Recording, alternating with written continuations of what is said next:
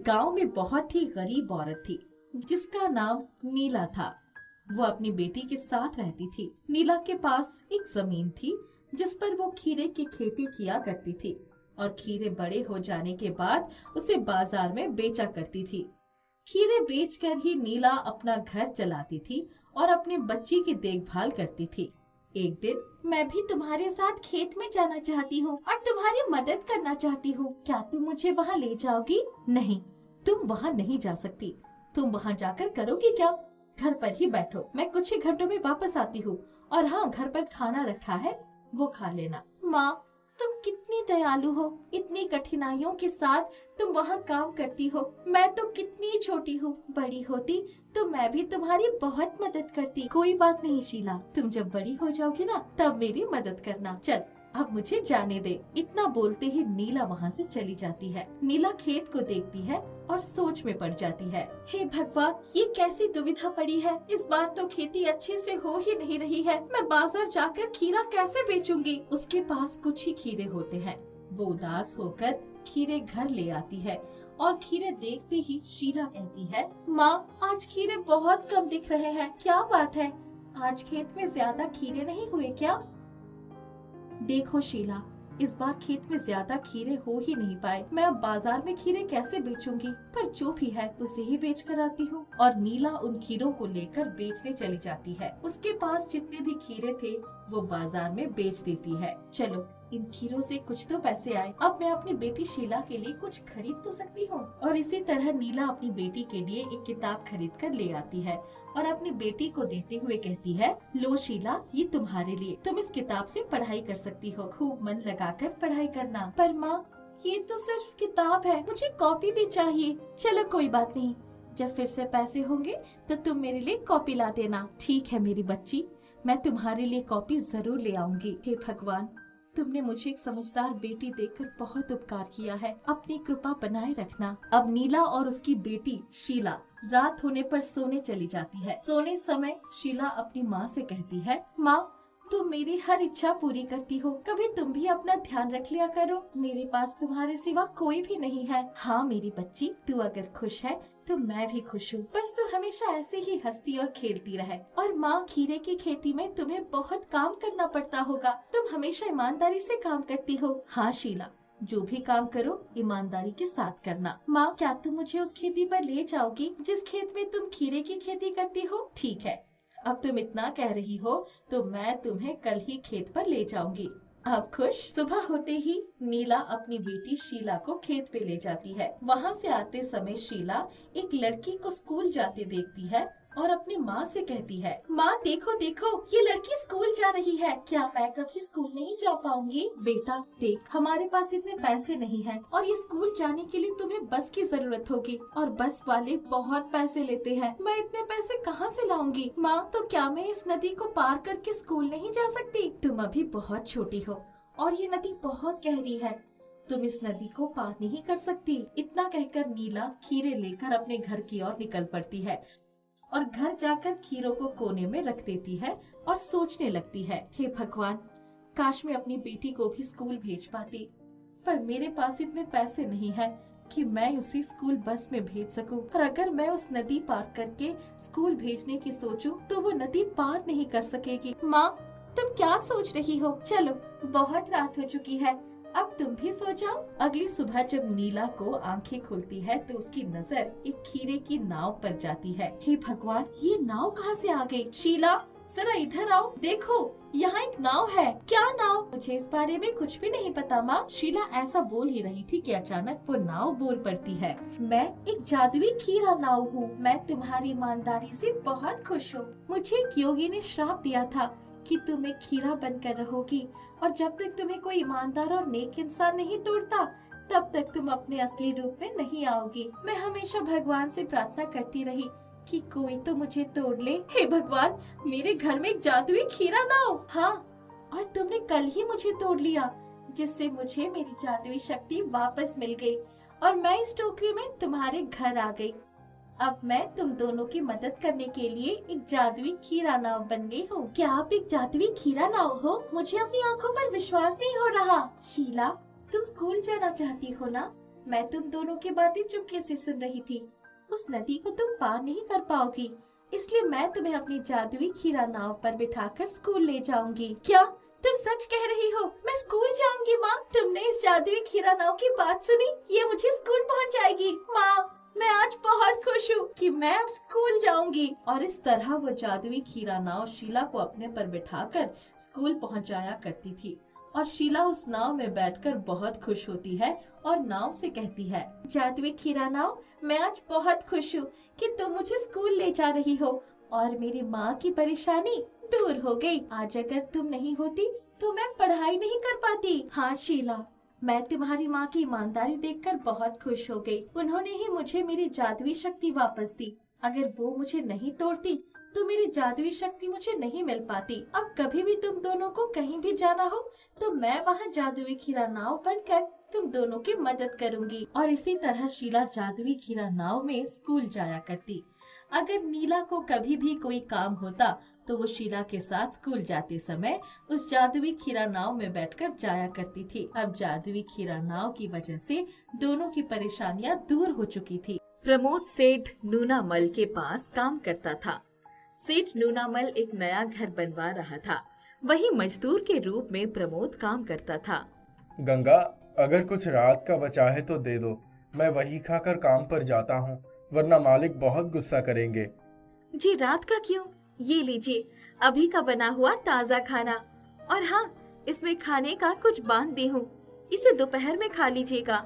हाँ ठीक है, मैं खाना खाकर जल्दी निकलता हूँ। प्रमोद जल्दी जल्दी खाना खाता है और काम पर आता है। क्यों भाई प्रमोद, आज भी देरी से आ रहे हो? नहीं सेठ जी, मैं जल्दी ही आ रहा था, मगर रास्ते में बूढ़ी अम्मा दिख गई। उनकी मदद करने में लग गया था। अरे चुप रहो, इस तरह से झूठे बहाने ना बनाया करो मेरे सामने। अब चुपचाप जाकर काम पर लग जाओ। जी मालिक। प्रमोद काम में लग जाता है। धूप बहुत तेज थी और प्रमोद के शरीर से बहुत पसीना निकल रहा था, मगर फिर भी वो चुपचाप काम कर रहा था। आधे घंटे का समय मिला है। गंगा कह रही थी उसने खाने को कुछ बांध दिया है, उसे ही खा लेता हूँ। जैसे ही प्रमोद खाना खाने जा रहा था, तभी पीछे से सेठ का छोटा बेटा आता है और प्रमोद के कान के सामने गुब्बारा फोड़ देता है। डर की वजह से उसके हाथ से खाने का डिब्बा नीचे गिर जाता है। अरे ये क्या हो गया? वाह वाह, बहुत मजा आया। बेटा यहाँ मत खेलो, ये खेलने की जगह नहीं है। पिताजी ने कहा है ये सब मेरा है, मैं जहाँ चाहूँ वहाँ खेल सकता हूँ। तभी वहाँ सेठ नूनामल आता है। अरे क्या हुआ प्रमोद? नहीं मालिक, कुछ भी नहीं। छोटे साहब ने कान के पास गुब्बारे फोड़ दिया, जिस वजह से मेरा खाना नीचे गिर गया, मगर कोई बात नहीं। तो क्या हो गया? तू मेरे बेटे पर इल्जाम क्यों लगा रहा है? एक गुब्बारे से कुछ नहीं होता। और हाँ, हमारे पास खाने की कोई कमी नहीं है।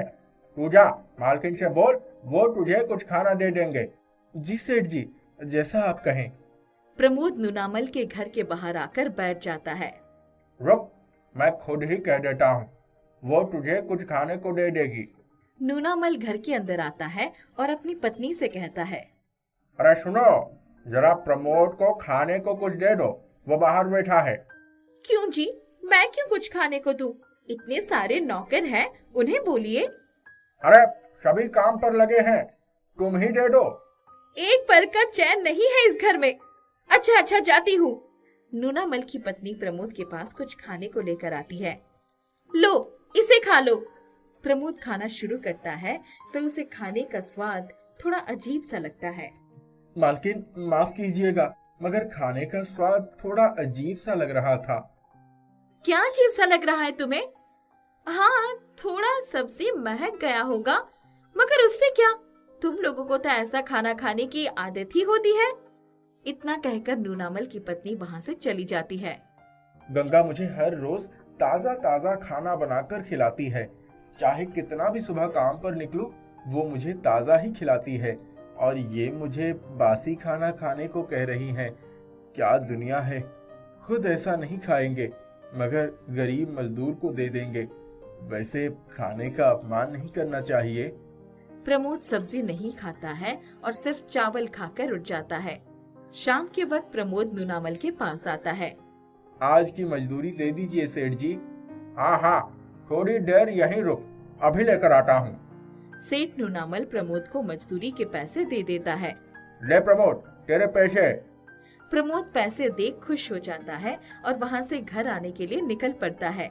चावल, आटा, दाल, सब्जी, तेल, मसाले सब लेकर जाना होगा, तभी तो गंगा स्वादिष्ट भोजन बनाएगी। और हाँ, चिंटू के लिए 1-2 चॉकलेट भी ले लेता हूँ। सभी सामान लेकर प्रमोद घर पहुँचता है। पिताजी, आप आ गए? माँ देखो, पिताजी आ गए। हाँ हाँ बेटा, मैं आ गया। लाइए, दीजिए, मेरे लिए क्या लेकर आए हैं? नहीं बेटा, आज तो कुछ भी नहीं लेकर आया हूँ। नहीं पिताजी, आप झूठ बोल रहे हो। मुझे पता है आप मेरे लिए कुछ ना कुछ जरूर लाए होंगे। अरे तू कैसे जान गया? अब चुप हो जा, और ये ले, तेरे लिए चॉकलेट लेकर आया हूँ। मैं जानता था आप मेरे लिए जरूर कुछ ना कुछ लेकर आएंगे। लो गंगा, खाना बनाने का सामान लेकर आया हूँ। जी लाइए, अभी खाना बनाना शुरू करती हूँ। गंगा खाना बना लेती है। जी खाना लग गया है, आइए। और चिंटू बेटा, तू भी आ। हाँ, अभी आता हूँ। चल चिंटू, खाने चलते हैं। सभी पेट भर भोजन करते हैं। वाह गंगा, बहुत ही स्वादिष्ट भोजन बनाया था तुमने। चलो अब सोने चलते हैं। वैसे भी मुझे जल्दी उठना है।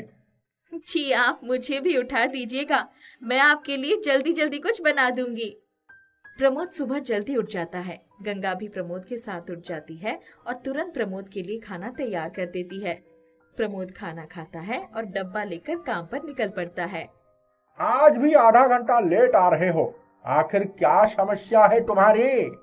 साहब, मैं एक बूढ़ी अम्मा की मदद कर रहा था, इसीलिए देरी हो गई। अरे ये हर रोज क्या नाटक लगा रखा है तुमने? तुम्हें लगता है तुम हर रोज मुझसे झूठ बोलोगे और मैं तुम पर विश्वास कर लूंगा? नहीं सेठ जी, मैं झूठ नहीं बोल रहा हूँ। अरे चलो चलो, अब बातें ना बनाओ और काम पर लग जाओ। आज भी तुम बाकी दिनों की तरह आधा घंटा ज्यादा काम करोगे। जी ठीक है। प्रमोद काम पर लग जाता है। हर सुबह जल्दी उठकर प्रमोद एक बूढ़ी अम्मा के पास आता था और कुएं से उनके लिए पानी भरकर लाता था और उन्हें देता था, तभी काम पर जाके आता था। इसी वजह से वो हर रोज आधा घंटा देरी से पहुंचा करता था। वो बूढ़ी अम्मा अब सही से चल नहीं पाती थी, इसलिए प्रमोद उनकी मदद किया करता था। शाम के वक्त काम खत्म करके प्रमोद सेठ जी के पास मजदूरी लेने आता है। सेठ जी, मजदूरी के पैसे दे दीजिए, जल्द ही घर के लिए निकलूंगा। प्रमोद, आज मजदूरी नहीं मिलेगी। मुझे एक जगह से पैसा आने वाला था, वो नहीं आया, इसीलिए अभी कुछ दिनों तक मजदूरी नहीं मिलेगा। या यूं समझ ले, अगले हफ्ते से तुम्हें मजदूरी मिलेगा। मगर सेठ जी, इन्हीं पैसों से तो मेरा घर चलता है। आज काम करता हूँ, पैसे कमाता हूँ, तभी तो घर का चूल्हा जलता है।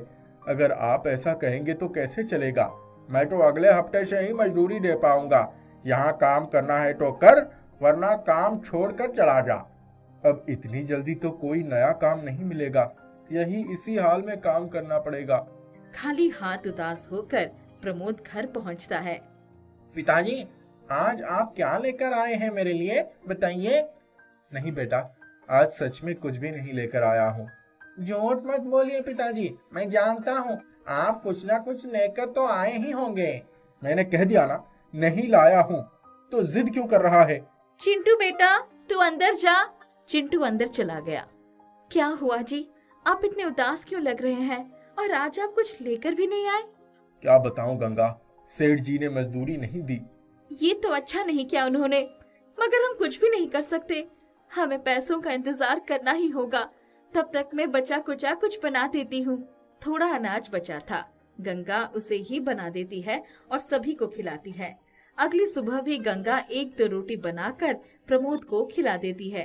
कुछ दिनों तक लगातार मजदूरी नहीं मिलने के कारण प्रमोद के घर की हालत बहुत खराब हो गई थी। खाने के लिए एक दाना भी नहीं था। अभी भी 3-4 दिन बचे हैं, आखिर मैं क्या करूंगा? इतने दिन कहाँ से खिलाऊंगा घर वालों को? काम पर जाने से पहले प्रमोद बुढ़ी अम्मा को कुएं से पानी लाकर देता है। क्या हुआ बेटा, कुछ दिनों से तुम बहुत उदास लग रहे हो।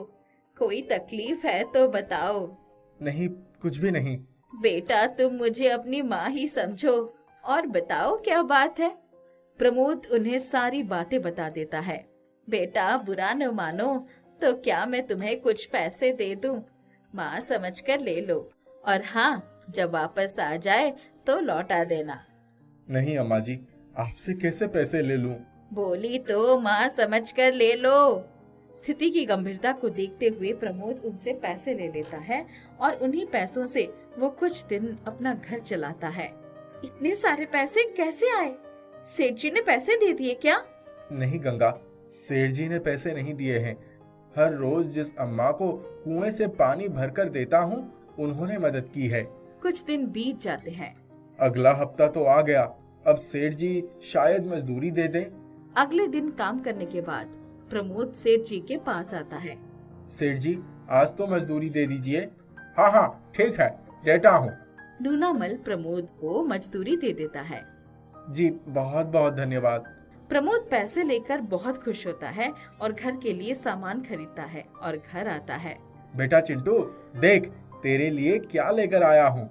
वाह पिताजी, ये गाड़ी तो मैं बहुत दिनों से चाह रहा था। गंगा, ये लो सारा सामान रखो, सेठ जी ने पैसे दिए हैं। जी आप अम्मा जी को पैसे वापस करके आइए। जितने पैसे उन्होंने दिए थे वो उन्हें दे दीजिए। प्रमोद थोड़े पैसे अपने पास रख लेता है और बाकी पैसे लेकर अम्मा जी के पास आता है। धन्यवाद अम्मा जी, बहुत कठिन समय में आपने मेरी मदद की है, मैं हमेशा याद रखूंगा। ये पैसे आप रख लीजिए। बेटा ऐसा मत कर, तुझे बेटा मानी हूँ, इतना तो कर ही सकती हूँ तेरे लिए। तू पैसा मत लौटा, तुझे मेरी कसम। प्रमोद वो पैसे वापस अपने पास रख लेता है और पहले ही तरह काम पर लग जाता है। कुछ महीने बीत जाते हैं। एक दिन वो बूढ़ी अम्मा चलने की कोशिश करती है और बहुत बुरी तरह गिर जाती है। उनका पैर टूट जाता है। प्रमोद तुरंत वहाँ आता है। इलाज में खर्चा ज्यादा आ रहा था। अम्मा जी, बाकी पैसे मैं दूंगा। याद है आपने भी कठिन समय में मेरी मदद की थी, अब मेरी बारी है। इस तरह प्रमोद बाकी के पैसे देता है और अम्मी जी की मदद करता है। बहुत समय पहले की बात है। गिरधरपुर नाम के गांव में एक मोहनलाल नाम का बूढ़ा आदमी रहता था। मोहनलाल बहुत ही मेहनती और सच्चे दिल का इंसान था। उसके पास थोड़ी सी जमीन थी जिसमें वो काजू और बादाम लगाता था। काजू और बादाम को बेचकर वह अपने घर का खर्च चलाता था। उस गांव में वह अपनी बेटी के साथ रहता था। उसकी बेटी का नाम सुमन था। मोहनलाल काजू और बादाम को बेचने के लिए गांव से बाहर बाजार जाया करता था। गांव से बाजार बहुत दूर था, जिससे मोहनलाल की काफी उम्र हो जाने के कारण वह बहुत थक जाता था। इसीलिए वह थोड़ा थोड़ा काजू और बादाम अपने सर पर रखकर बेचने के लिए जाया करता था। बेटी सुमन मोहनलाल के पास आती है। पिताजी, घर में कुछ भी खाने के लिए नहीं रह गया। अब तो आपकी भी तबीयत ठीक नहीं है। आप काजू बादाम बेचने बाजार भी नहीं जा सकते। मैं सोच रही हूँ कि कल से मैं ही काजू और बादाम अपने सर पर रखकर बाजार बेचने जाया करूँ, नहीं तो फिर हम क्या खाएंगे। नहीं बेटा, मैं तुम्हें काजू और बादाम बेचने के लिए बाजार नहीं जाने दे सकता, क्योंकि वो रास्ता बहुत ही सुनसान और उस रास्ते में बहुत सारे चोर और लुटेरे भी मिलते हैं। वे तुम्हें नुकसान पहुंचा सकते हैं। इसी बीच मोहनलाल की तबीयत और खराब हो जाती है। उनके इलाज में बहुत सारे पैसे खर्च हो जाते हैं और कर्ज भी बढ़ जाता है।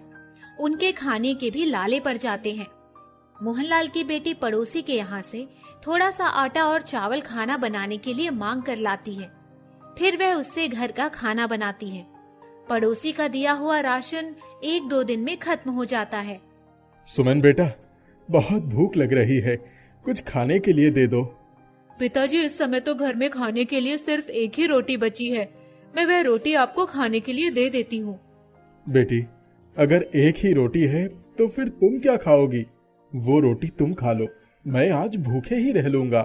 हे भगवान, अगर मेरी तबीयत ऐसी ही रही तो फिर मैं और मेरी बेटी क्या खाएंगे? इतना कहकर मोहनलाल की आंखों से आंसू गिरने लगते हैं। तभी मोहनलाल को अपने काजू और बादाम की खेती के बारे में याद आता है। अच्छा बेटी, खेतों में जाकर थोड़े से काजू और बादाम ही खाने के लिए दे दो। अब मुझसे भूख बिल्कुल बर्दाश्त नहीं हो रहा है। फिर सुमन अपने पिताजी के लिए खेत से काजू और बादाम तोड़ कर लाती है। यह लीजिए पिताजी। फिर जैसे ही मोहनलाल वह काजू और बादाम खाता है, तभी उसे अचानक ऐसा लगता है कि उसकी तबीयत ठीक हो गई है और उसके अंदर बहुत ताकत आती है। मोहनलाल अपनी चारपाई से उठकर खड़ा हो जाता है। अरे बेटी, चमत्कार हो गया। ये काजू और बादाम खाते ही मुझे ऐसा लग रहा है कि जैसे मुझे कुछ हुआ ही नहीं था और मेरे अंदर बहुत ताकत ही आ गई है। अब मैं बहुत अच्छा महसूस कर रहा हूँ। मेरी सारी कमजोरियां दूर हो गई। लगता है यह भगवान का कोई करिश्मा है। आखिर उन्होंने मेरी सुन ही ली।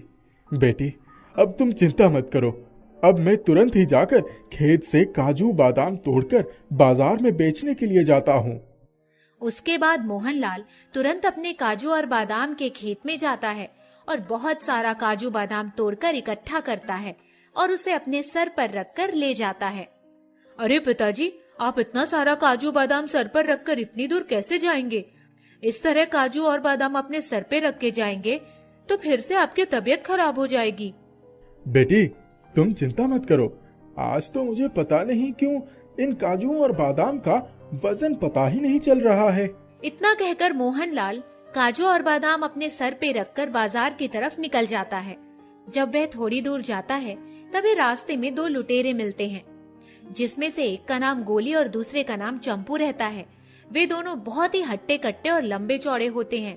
अरे चंपू, उधर देखो, वो बूढ़ा अपने सर पर बहुत सारे काजू और बादाम लेकर जा रहा है। चल, उससे उसका काजू बादाम छीन कर हम बाजार में बेचते हैं, जिससे हमें अच्छे पैसे मिलेंगे। वे दोनों चोर मोहनलाल के पास आते हैं। अरे दादाजी, इतना सारा काजू और बादाम लेकर कहाँ जा रहे हो? बेटा, मैं बाजार में इन्हें बेचने के लिए जा रहा हूँ। अरे दादाजी, जरा हमें भी तो अपने काजू और बादाम दिखाइए। हम भी आपका काजू और बादाम खरीदना चाहते हैं। मोहनलाल उनके पास जाकर काजू और बादाम अपने सर से उतार कर रख देता है। उसके बाद वे दोनों बदमाश काजू और बादाम ले लेते हैं। बेटा, मेरे पैसे? अरे चल बुड्ढे, पैसे पैसे क्या करता है? अब यह काजू बादाम मेरे हो गए हैं। तू इधर से जल्दी से निकल। बेटा, ऐसा मत करो। ये तो मेरी रोजी रोटी है। इसको बेचकर ही मैं अपना और अपने बेटी का पेट भरता हूँ। कृपया इन काजू और बादाम के पैसे दे दो। फिर गोली मोहनलाल को तेज से धक्का देता है। धक्का खाने के बाद मोहनलाल को बहुत गुस्सा आता है और वह जाकर गोली को खींचकर एक तमाचा लगा देता है। गोली को मार खाता देखकर दूसरा बदमाश मोहनलाल को मारने के लिए आगे बढ़ता है, मगर तभी मोहनलाल उस बदमाश को भी अपने एक ही हाथ से उठाकर दूर फेंक देता है। यह देखकर गोली और चंपू बहुत ही आश्चर्य में पड़ जाते हैं। अरे चंपू, यह बुढ़ा तो हमसे भी ताकतवर है। अब तो हमें अपनी जान बचाकर यहाँ से भागना होगा। दोनों बदमाश वहाँ से भाग निकलते हैं। उन बदमाशों के भाग जाने पर मोहनलाल फिर से अपने काजू बादाम सर पे रखता है और बाजार में बेचने चला जाता है। बाजार में उन काजू और बादामों के अच्छे पैसे मिल जाने के बाद मोहनलाल खुश हो जाता है और उन पैसों से घर की जरूरत का सामान खरीदता है। उस दिन से मोहनलाल अपने काजू और बादाम की उपज में 2 गुनी मेहनत करता है। उसकी मेहनत रंग लाती है और उपज काफी बढ़ जाती है। यह देखकर मोहनलाल बहुत खुश होता है। अरे वाह, मेरे खेत तो काजू और बादाम से भर उठे हैं। अब तो इन्हें बेचकर मुझे बहुत सारे पैसे मिल जाएंगे। मोहनलाल ज्यादा से ज्यादा काजू और बादाम बाजार में बेचने के लिए ले जाता है, जिससे उसकी आमदनी बढ़ जाती है। उसके बाद धीरे धीरे मोहनलाल की गरीबी दूर हो जाती है, जिससे वह कुछ और जमीन खरीदकर उसमें काजू और बादाम की खेती करता है। कुछ दिन के बाद उन खेतों में ढेर सारे काजू और बादाम पैदा होते हैं और वे खुशी खुशी अपना जीवन बिताते हैं।